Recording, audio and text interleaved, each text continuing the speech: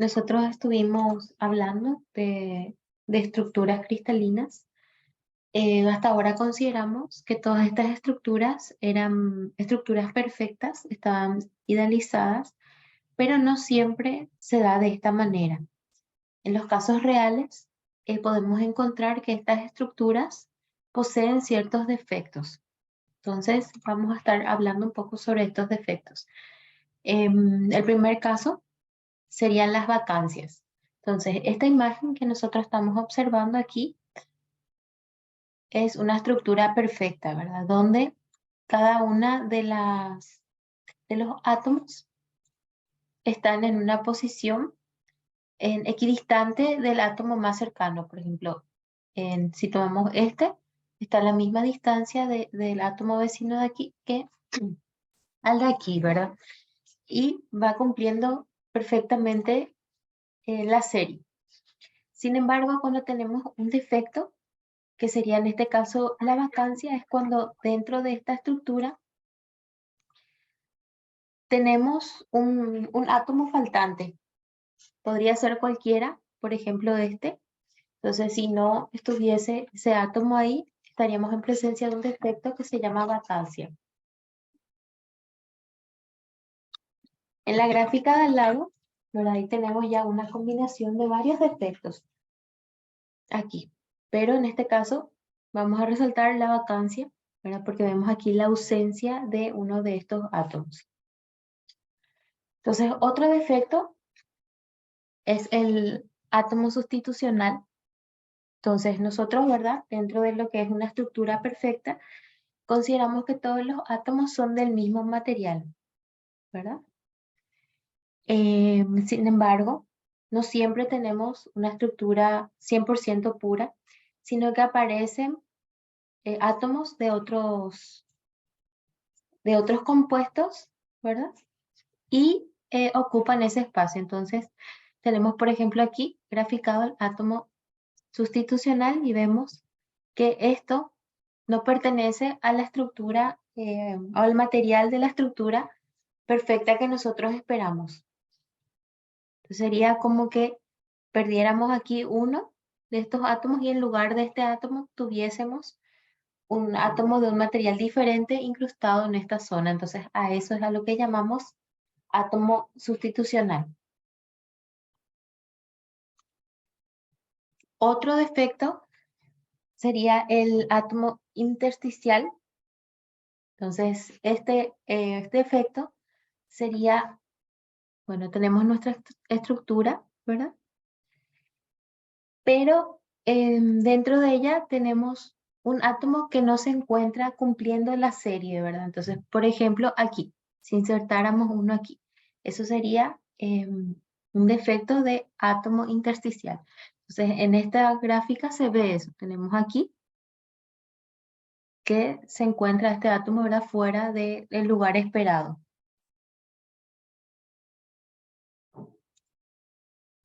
También se pueden dar combinaciones. Por ejemplo, en este caso hablamos del defecto Frenkel.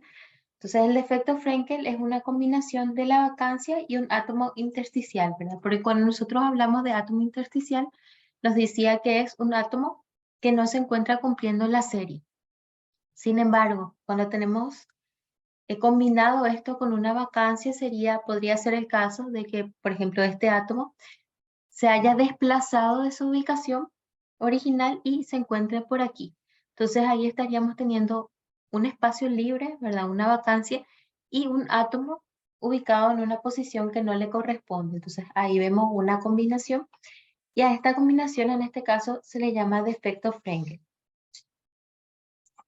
Todos estos defectos que acabamos de comentar son defectos puntuales. Entonces ahora vamos a ver que existen también otros defectos llamados defectos lineales. Entonces, en esta gráfica tenemos nuevamente aquí nuestra estructura perfecta para poder comparar con los casos que vemos. Y aquí la estructura de dislocación. Entonces, esta dislocación se genera durante la solidificación y es cuando tenemos en planos extra, átomos insertados, ¿verdad? Vamos a ver en las siguientes láminas lo que sería, bueno, vamos a explicar de otra manera. Vamos a suponer que a esto yo le ejerzo una fuerza, yo someto a esta estructura, a esta fuerza. Entonces, cuando yo hago eso, yo comprimo, entonces ocurre o podría ocurrir una dislocación, porque estos átomos cambian de posición, ¿verdad? Entonces, no se ven de esta manera. Pero cuando hablamos de una dislocación, deben estar formados por los átomos originales. No estamos hablando de ningún átomo que se esté, de otro material que esté incorporando a la estructura, sino que es la original que está sufriendo este cambio. Entonces, un ejemplo del por qué se podría dar es, no sé, por alguna fuerza externa, ¿verdad?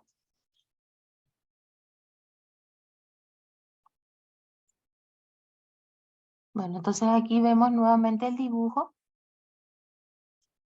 y en este caso nos habla de una compresión. Entonces, una compresión sería cuando yo tengo una fuerza. Podría ser, por ejemplo, a ver,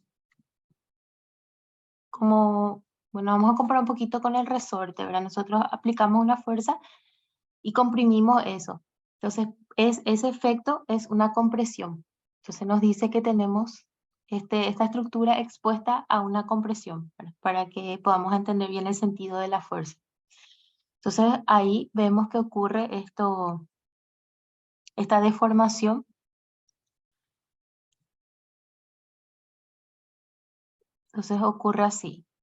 Y cuando estos átomos están más alejados, entonces porque esta fuerza es de tensión. De tensión sería, por ejemplo, si tenemos un elástico y nosotros expandimos eso, entonces la fuerza en ese caso está siendo de tensión porque estamos estirando. Entonces, lo del resorte es para comprender la compresión y lo del elástico para comprender la tensión. Entonces, cómo se van ejerciendo o cuáles son las situaciones en las que podríamos ejercer una fuerza, cómo sería el escenario, ¿verdad?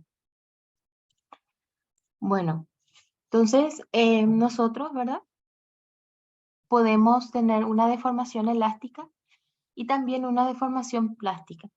Entonces vamos a ver en qué consiste cada uno de ellos. Cuando hablamos de una elástica, es cuando nosotros estamos ejerciendo una fuerza a un material y cuando nosotros retiramos esa fuerza, el material vuelve a su estado natural. En este caso tenemos el ejemplo del resorte. Si yo comprimo el resorte con una fuerza de compresión, ¿verdad? Luego yo retiro esa fuerza, el resorte vuelve a su posición original. Entonces en este caso podríamos decir que es como una deformación elástica. Mientras que en la deformación plástica, ¿verdad? Nosotros ejercemos esta fuerza, sin embargo, al momento de retirar la fuerza, el material ya no vuelve a la misma posición, ya queda con una nueva forma, queda con una deformación permanente. Entonces, esa es la diferencia.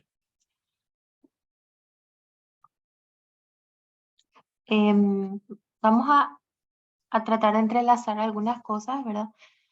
Por ejemplo, cuando hablamos de la dislocación, ¿verdad? Habíamos dicho que es cuando los átomos sufren una deformación, ¿verdad? Por una fuerza que se le aplica.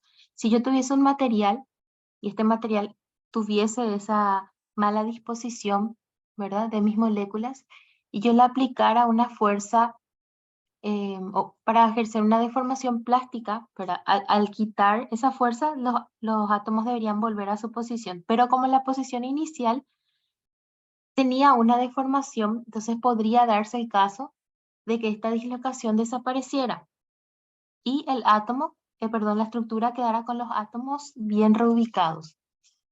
Entonces, este es un ejemplo, ¿verdad? De que nosotros podríamos ir combinando todo esto que mencionamos y de repente una opción puede favorecer a la otra.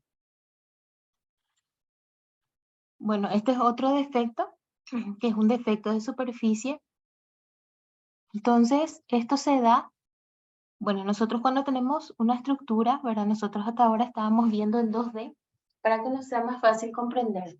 En realidad esto está en 3D, entonces tenemos un montón de capas de esto. Y el defecto de superficie sería cuando este defecto está solamente en la superficie de todo el material. Entonces, cuando se da este defecto, lo que ocurre es que estos tienen unos enlaces químicos que no están completos.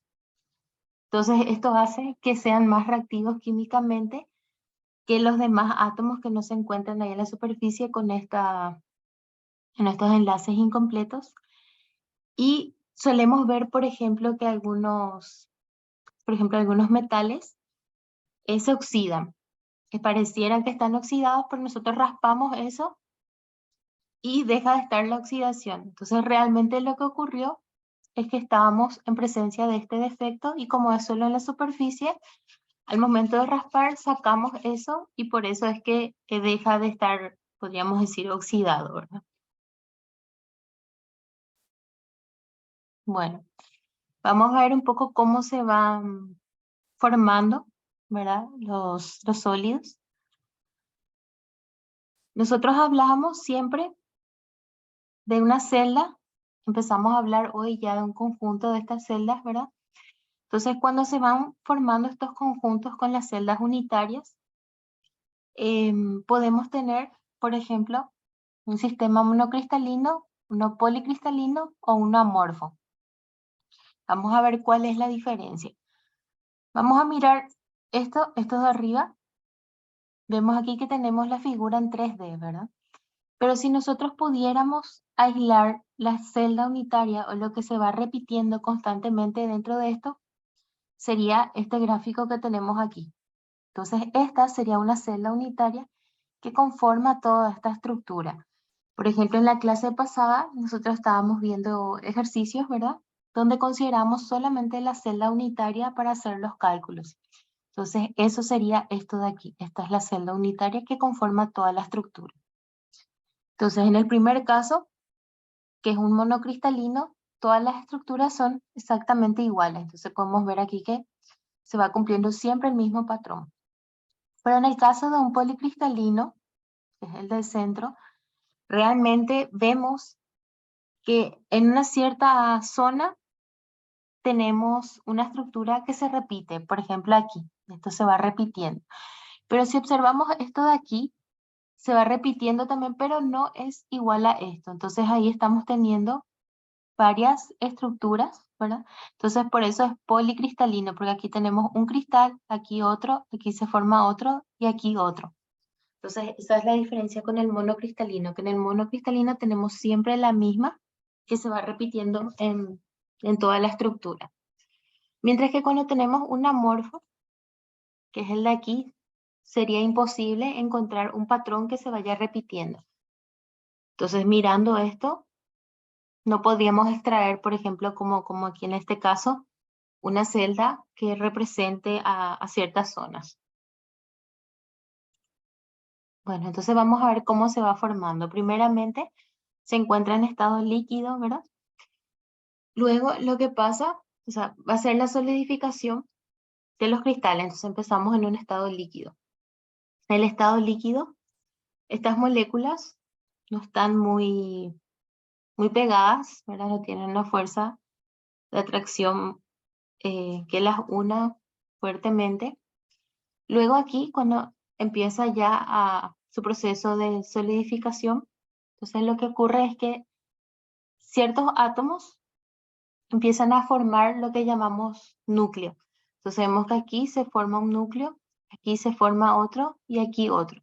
En la siguiente etapa, los demás que no estaban aún acoplados a los núcleos empiezan a acoplarse y empiezan a formar como mini estructuras más grandes, ¿verdad? En comparación al proceso anterior. Y aquí en este último proceso, entonces ahí ya tenemos formado nuestros cristales, ¿verdad? Entonces así sería como se va formando, por ejemplo, esto que vimos, podría resultar un monocristalino, un policristalino,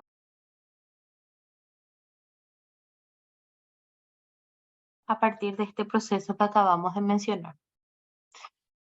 Bueno, entonces con eso estaríamos finalizando lo que son los cristales, pero vamos a empezar a ver otro tema ahora.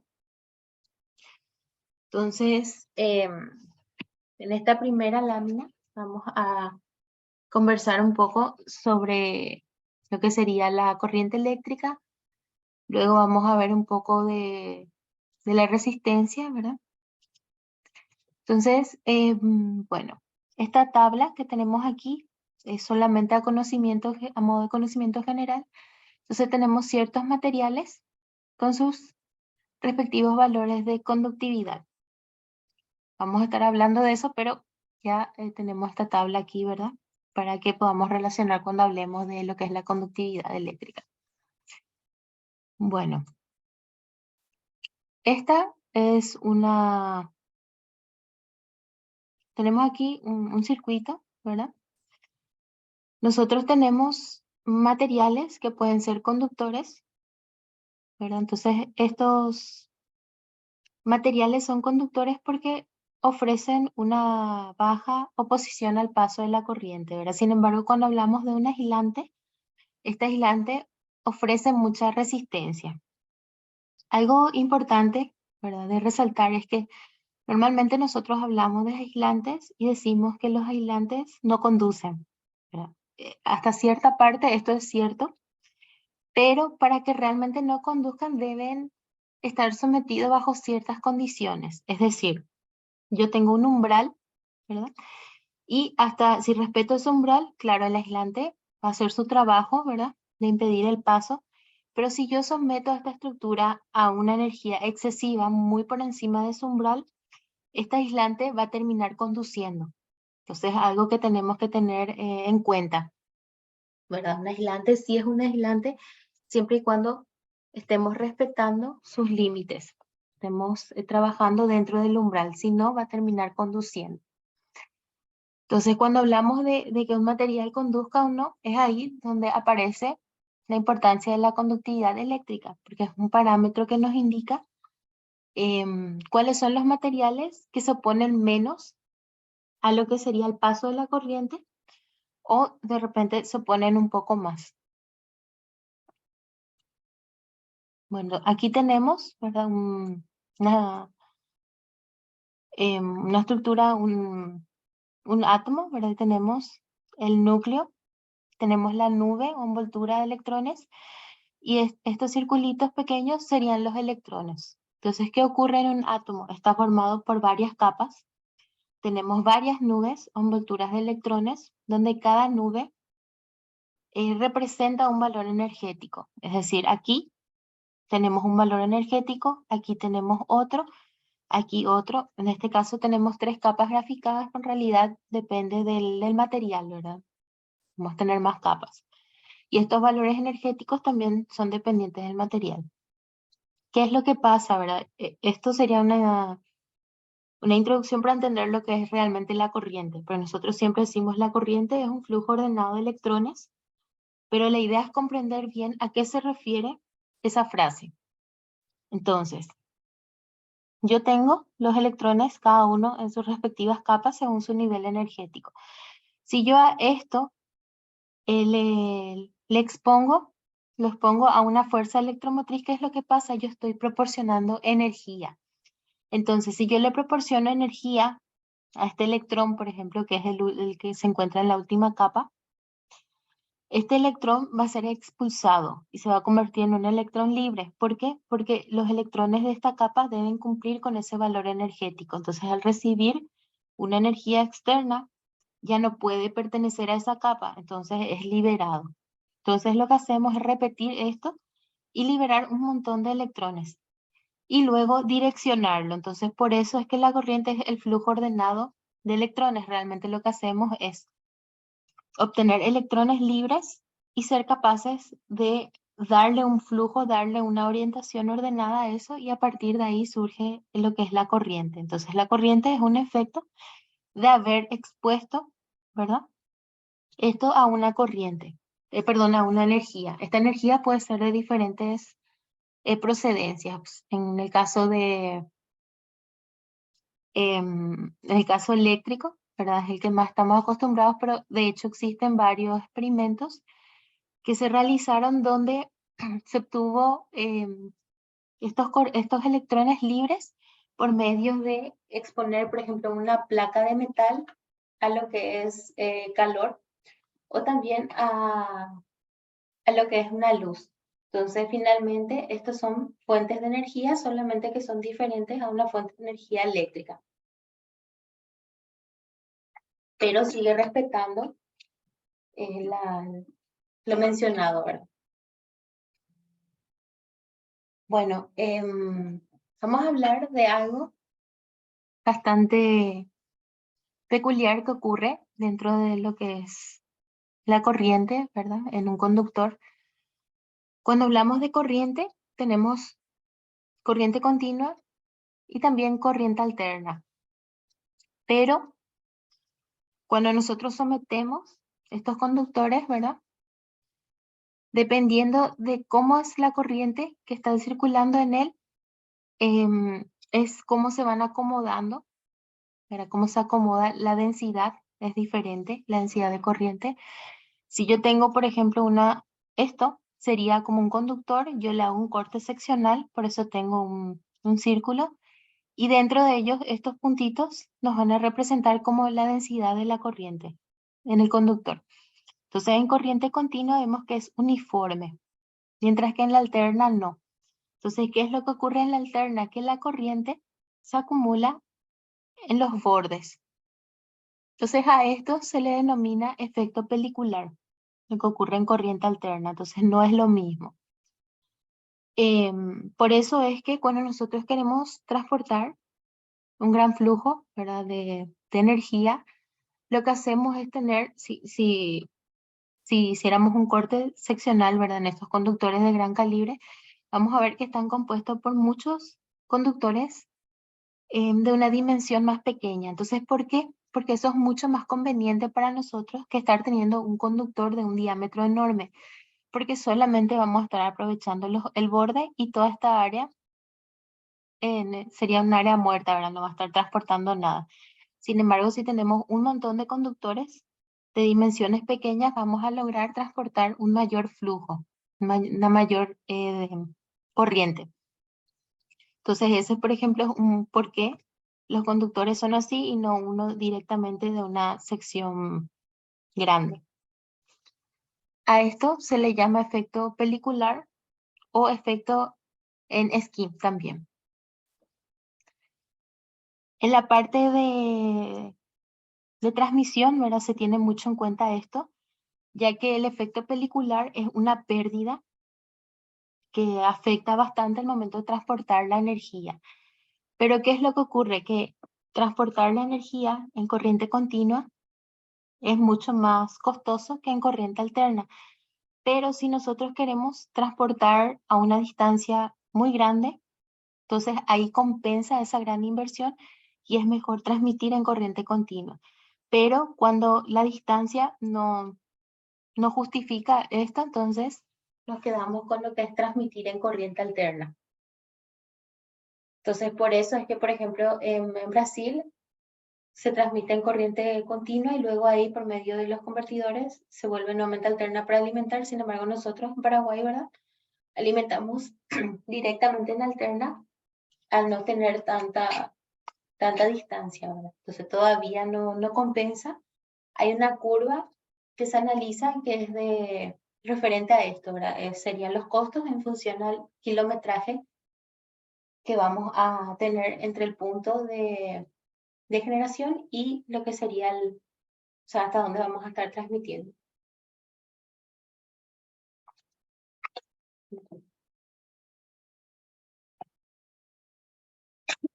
Entonces, estos son parámetros importantes.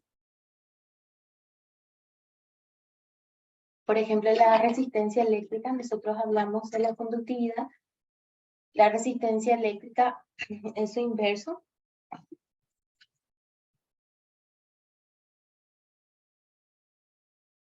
Tenemos el coeficiente, entonces la resistencia es dependiente de este coeficiente. Tenemos también la conductividad térmica, las características termoeléctricas y el coeficiente de dilatación. El coeficiente de dilatación, ¿verdad? Está relacionado con si se expande o se comprime un material. Pero esta característica termoeléctrica, por ejemplo, es Es interesante cuando hablamos de la resistencia, porque se refiere a que dentro de una unión bimetálica, y mediante esta unión bimetálica es que nosotros podemos medir tensión dentro de la resistencia. O sea, existe una caída de tensión, que es lo que nosotros medimos si utilizamos, por ejemplo, un voltímetro y colocamos eso en nuestra resistencia.